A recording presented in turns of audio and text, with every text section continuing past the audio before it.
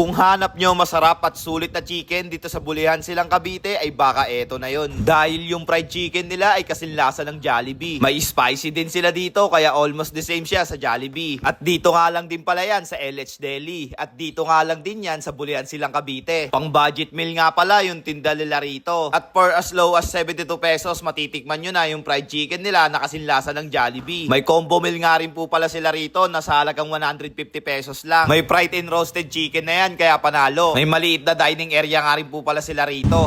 So yun na nga guys, no, meron na naman tayong natuklasan na isang solid na food tripan. At dito nga lang din po pala yan sa Silang Cavite. Dito lang din yan sa Bulihan, no. At ayun na nga guys, no, meron nga palang mga chicken dito, no. Puro chicken yung mga tinda nila, bossing. Ayun, at magandang gabi, bossing, no. Magandang gabi pa. Ano yung tinitinda nyo rito, bossing? At ano yung may pagmamalaki mong chicken dito? Ano yung meron ka na wala sa iba? Yan. Unang-una, yung meron kami dito, yung fried chicken namin na kasing lasa daw ng... Marami nagsasabi na parang sing lasa siya ng Jollibee. Kung tutusin niya. Kasing lasa ng Jollibee, no? Pero mas pinamura lang. Yun, no? Yan. Grabe, eto nga pala yung kanilang chicken no, na kasing lasa ng Jollibee. At ano pa nga yun, sir? Bukod pa dun, sir. Bukod doon, syempre meron kaming roasted chicken. Yan. Anong meron ka rito, sir, na wala sa iba? Ang roasted chicken namin, hindi siya ganun katamis, hindi rin siya ganun katabang. Sakto lang na pang masa talaga. Yan. Tapos, unli sauce din ba yan, sir? Sa sauce, hindi na namin siya nilalagyan ng sauce eh. Mas masarap siya kung walang sauce. Mas masarap kung walang sauce, no? Para Sige. siyang chooks to go kung tutusin. Yun, no? Ang dami palang kaano neto, sir, no? Parang mga kalasa-lasa, no? Pero ayun pa nga, bossing, no? Saan nga po pala ito matatagpuan? Dito lang yan sa may Barangay Bulihan, Silang Cavite. Tapos, saan, ano yan? Sa tapat ng ng school, ng integrated high school. Yun, no? At anong oras to nag-open, bossing? Nag-open to ng 7 o'clock. Siguro mga 7:30 meron na kaming lutong fried chicken, and then sa roasted chicken mga 9 meron na po kami. And then nagko-close kami mga 10 PM. So mga nagiinom diyan pwede yan dito.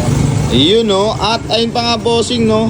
Magkano naman yung mga presyo nito, bossing? May mga budget meal ba rito? Yan, sa budget meal, itong spicy namin yung pinaka-recommended ko 58 pesos lang. And then sa original 55 pesos.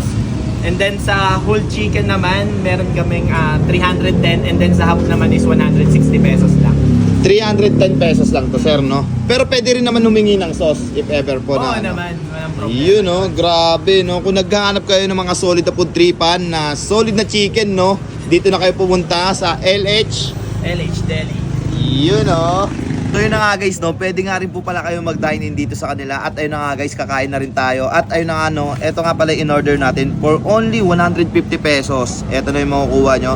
Meron na siyang fried chicken and roasted chicken. Tapos may dalawang gravy na rin siya, no.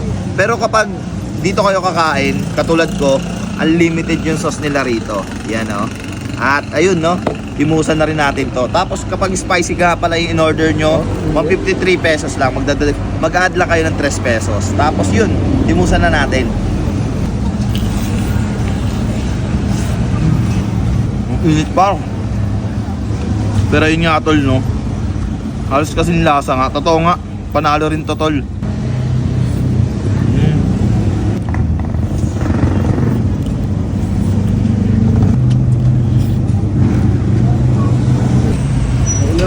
Bekos.